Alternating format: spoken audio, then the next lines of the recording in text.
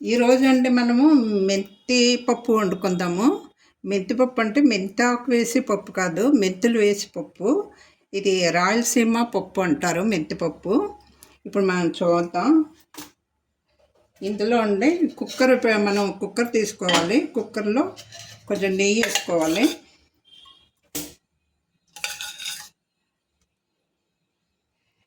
పూర్తి నెయ్యి వేసుకున్నా పర్వాలేదు, ఆయిల్ వేసుకున్నా పర్వాలేదు.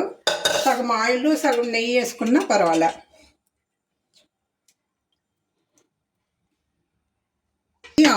నూనె వేసానండి.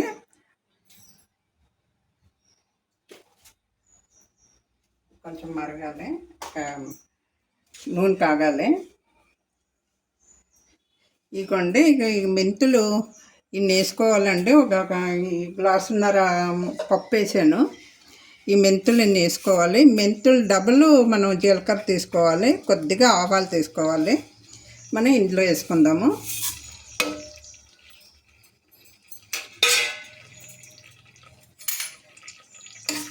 మెంతులు కొంచెం ఎర్రగా వేగేదాకా మనం వేయించుకోవాలి.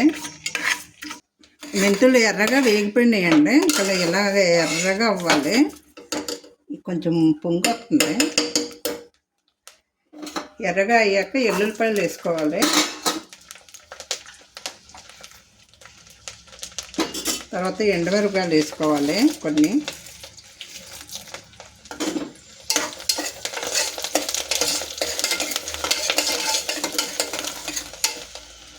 తర్వాత ఉల్లిపాయలు వేసుకోవాలి. దీనికి 2 ఉల్లిపాయలు ఎక్కువ వేసుకుంటారు.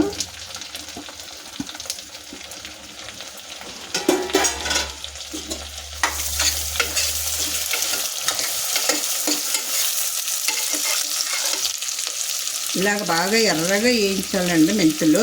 ఇందాక పొంగు మీద మనకు కనపడలేదు.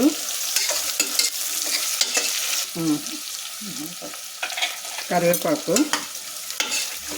ఉల్లిపాయ ముక్కలు కొంచెం ఎర్రగా వేయగాలండి. ఒక టైం పడుతుంది, 2 నిమిషాలు. పప్పుకి ఉల్లిపాయ ఎర్రగా వేగిపోయిందండి. కొంచెం ఎర్రగా వేగితే బాగుంటుంది. ఈ గ్లాస్ తోటి 1.5 గ్లాసు పప్పు, 1.5 గ్లాసు పప్పు తీసుకున్నాను. దీనికి 3.5 గ్లాసుకి 3 గ్లాసులు నీళ్ళు వేయాలి. అందుకు 4.5 గ్లాసులు నీళ్ళు వేసేసి వేడి చేసాను. అంటే తొందరగా అవుతుందని నేను వేడి చేశాను. మామూలుగా అయినా ఇప్పుడు వేసుకోవచ్చు కన్నీళ్ళు. ఇందులో కొంచెం పసుపు వేద్దాము.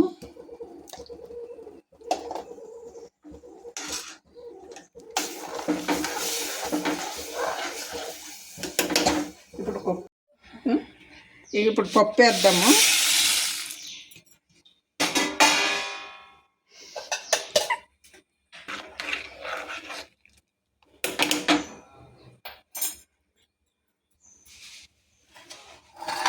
ఇప్పుడు పెట్టుకుందాము.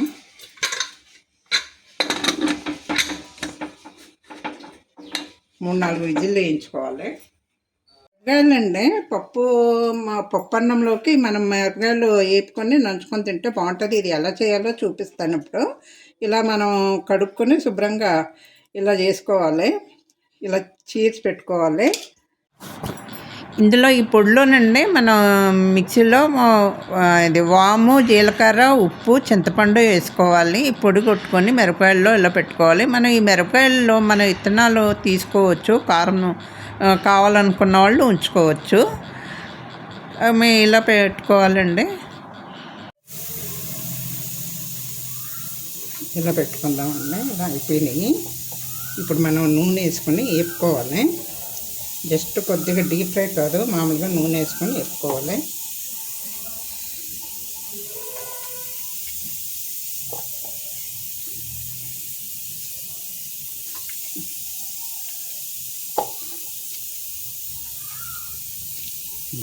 అయిపోయింది.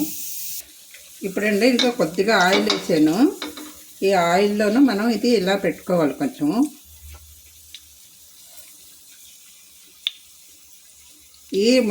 ఫస్ట్ కొంచెం మిరపకాయలు చీరేసి లేట్ అయిందండి, అందుకే ఇలా విడిపోతుంది. మనం చీరేసిన వెంటనే పొడి పెట్టుకుంటే అంత విడదు.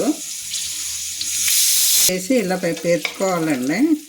అన్నీ మనం ఒకేసారి వేసుకొని వేపుకుంటే మనం ఒక్కోటి వేగిపోయి ఒక్కోటి వేగవు కాబట్టి కొద్ది కొద్దిగా వేసుకొని మనం వేపుకోవాలి. ఇలాగ వేగినాయి కదా, ఇలా తిరిగేసుకోవాలి మనం. ఇలాగా ఒక్కోటి మనం తిరిగేసుకుంటే సమానంగా కాలుతాయి.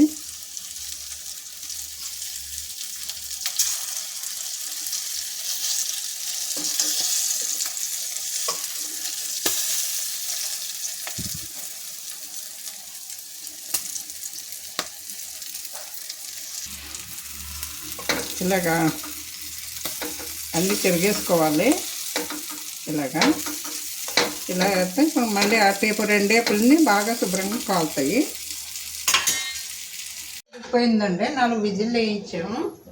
ఇప్పుడు ఇందులోనూ మనం ఇలాగ మధ్యలోనూ కొంచెం చింతపండు వేసుకోవాలి.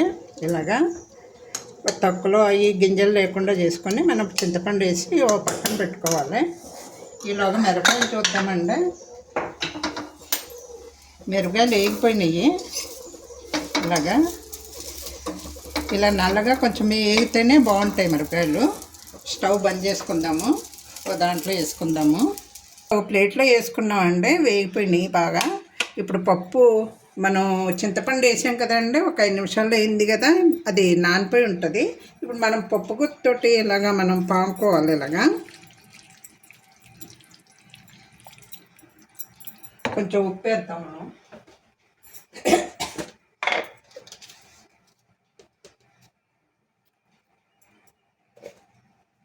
సరిపడా ఉప్పు వేసుకోవాలి.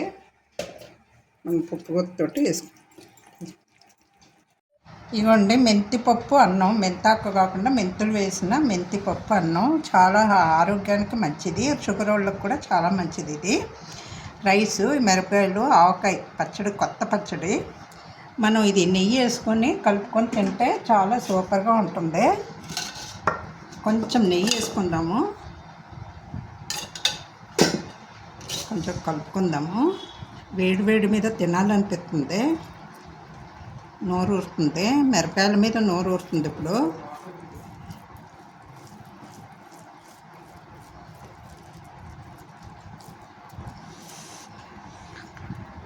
మా వీడియో తీసే మనవరాలకి పెడుతున్నానండి. ఎలాగుంది? బాగుందా? మిరపకాయ కొరుకుతావా?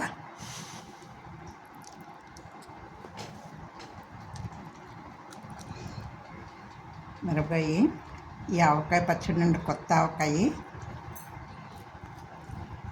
మీరు కూడా చేసి ఇలా చేసి చూసుకోండి, టేస్ట్ చాలా బాగుంటుంది. మెంతిపప్పు, రాయలసీమ మెంతిపప్పు ఇది.